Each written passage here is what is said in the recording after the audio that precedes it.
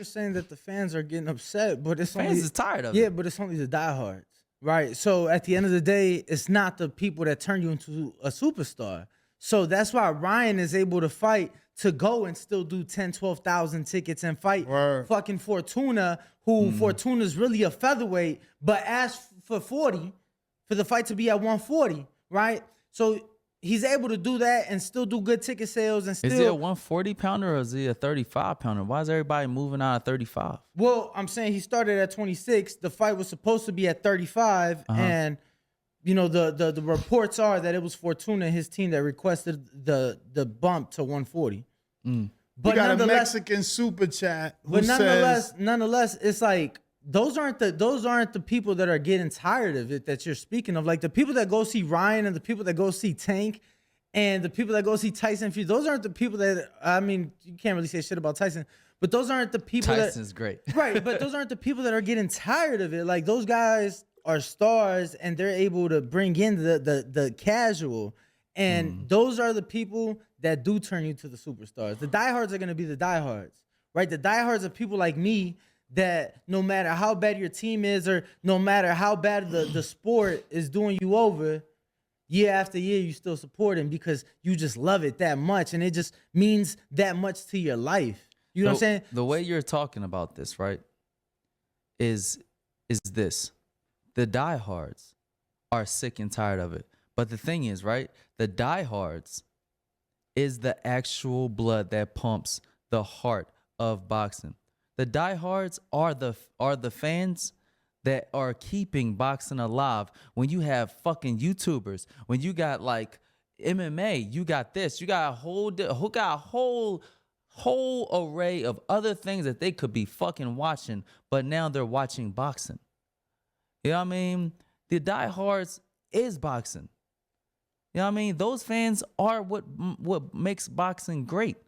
You know what I mean? And converting some of these guys that's never known anything about boxing into boxing and all that stuff, they're the people that keeps boxing alive. And when you hurting boxing, you're hurting those fans. You're hurting the actual heart that keeps boxing alive. So when I'm saying like people are tired, yeah, it might be only the diehard fans, but it's the diehard fans that keep boxing alive. that's for sure. Listen, we And got I guess in the sense, right? But you mentioned like the YouTubers. They have their niche, and like I'm happy that they're around for the time that they're being, because boxing don't have a mega star just yet.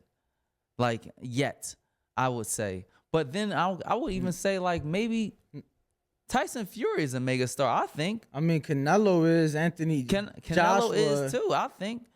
But like You don't put Gervonta there? They haven't quite captured the fans like Floyd Mayweather. And we're all looking and waiting for another Floyd type of fighter. Like that took the world by storm.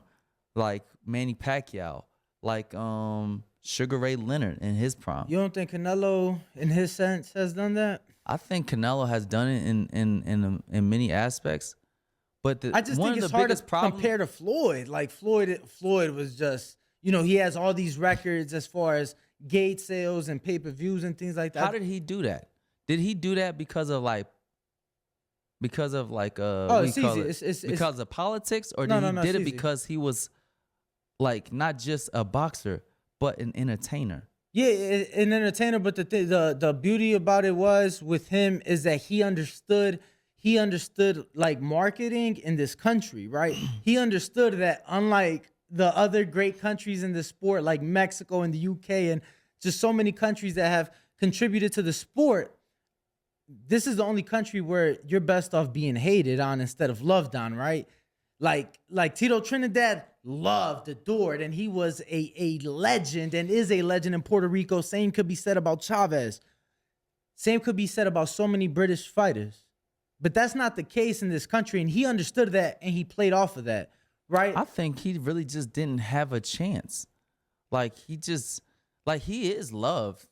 Like, he is loved and adored by tons of fans. But the thing is, like, in this country, we are living in a very, very, very racist country. You know what I'm saying? Whereas though, like, you know what sells? Being hated more than fucking being loved at this time. And probably all the time. You know, people don't understand that, like, Muhammad Ali was hated. He was the most hated athlete in boxing, period. By far. But he not only was hated, he even fought against the odds. He like, you know what I mean? He only was loved in the back end of his career after being beaten and bruised by just life itself and going through the trials and tribulations of life. But that's what like makes boxing great. And then when you leave, and the legacy that he left made it possible for other fighters to walk in his shoes. You know what I mean? It leaded and made way for people like Sugar Ray Leonard to do what he did. You know what I mean? And bouncing back from that adversity with Roberto Duran.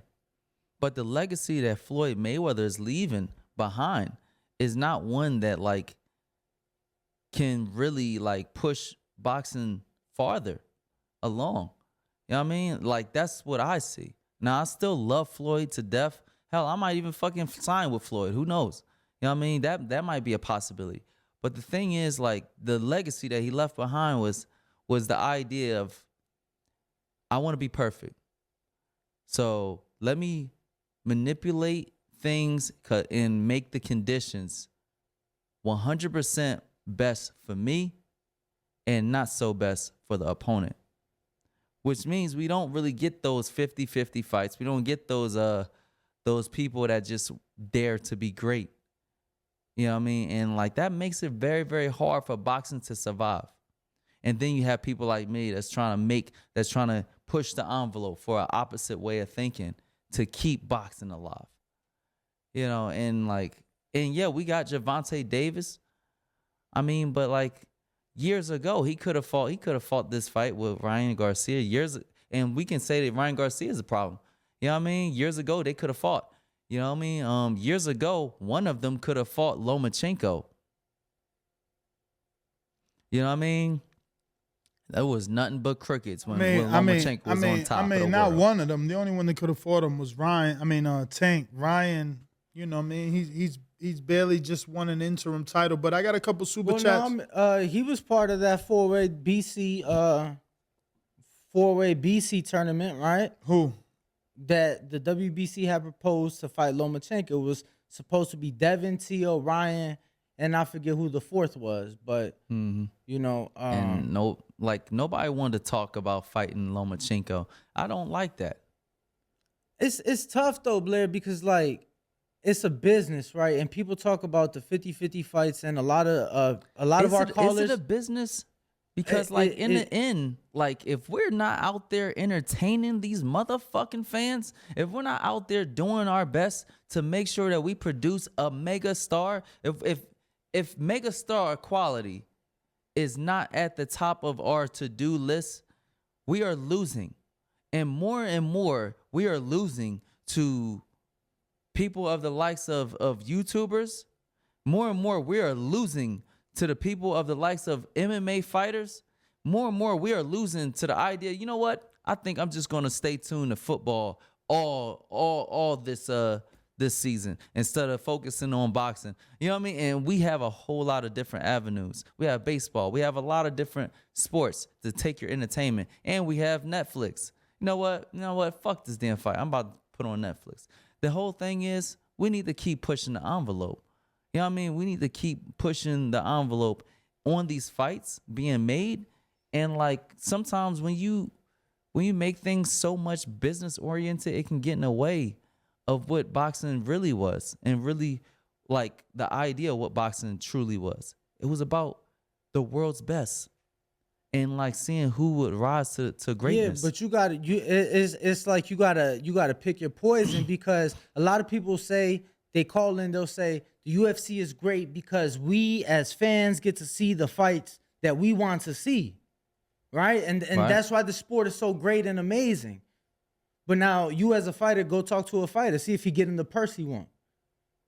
You get what I'm saying? Like, in MMA world? of course. So it's like, Well, that's because that's a conglomerate that's all controlled by one entity. Okay, they have a couple others that's like doing their own thing, but the real one they're the entity majority. is UFC. Absolutely. And So now it's like, if we go back to the old days when you used to have 3 Hall of Famers on one Don King card, that's great for the fans. That's amazing. We win. Mm-hmm. But do the fighters? How are they doing financially these days? So I don't know that I want to go back to the old days of boxing. Now I get what you're saying. The fighters are being swindled. Absolutely, right? Because I get what you're saying. I get that. That's a good point. What the sport was based on, but it's like you gotta have some sort of basis. Like at the end of the day, you still gotta feed your family, right? So what is gonna happen to you? Because the sport stops, right? You're a man, you go have kids. I don't know if you have any already, but you start a family. You gotta care for that family, and I don't mean just financially. I mean physically. So there's a difference when those guys was fighting 6, 8, 10 times a year. But now we look at them and they not the same, and they only in their 50s and really you talk to them, they don't have much. So it's like I don't know that I want to go back to the old ways, but I do believe that there has to be a good balance. I do believe that we have to see some of those fights, but the fighters need to be, treated fairly as well. I think that's a 100% plausible case being said. And the thing is, right? You know what fixes that? Promotion. Promotion. Not just with fighters building their brand like Blair Flair, the most exciting man in boxing. Does the Ric Flair woo that comes out to a specific type You're the exception, of though, genre. Blair. The thing is, all of these fighters need to have their own shit together. Yes. You know what I mean? but that might take some advice from outside. Some outside advice on probably possibly coming up with a game plan and promoting. Look, the idea was once upon a time, that was the promoter's job though.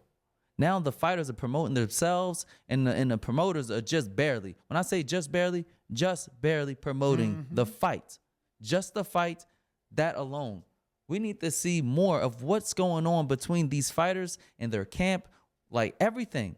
I agree. There needs to be more access between the fans and the fighters and getting the fighters' names out there. So when they fight these big fights that they deserve to be fighting and the fans deserve to see, they get paid the amount of money that they deserve, and that's without like hurting the promoters' pockets and everybody. If everybody is not so goddamn like stingy to keep money for themselves, I feel like with the right promotion and coordination to top companies like Dazn, like ESPN, like Showtime, we can make some amazing stuff happen, even if they all combine together. What up, YouTube family? Don't forget to hit that like button. Subscribe to the YouTube channel. Help us get to that 1 million subscribers. We're on the road to 1 million.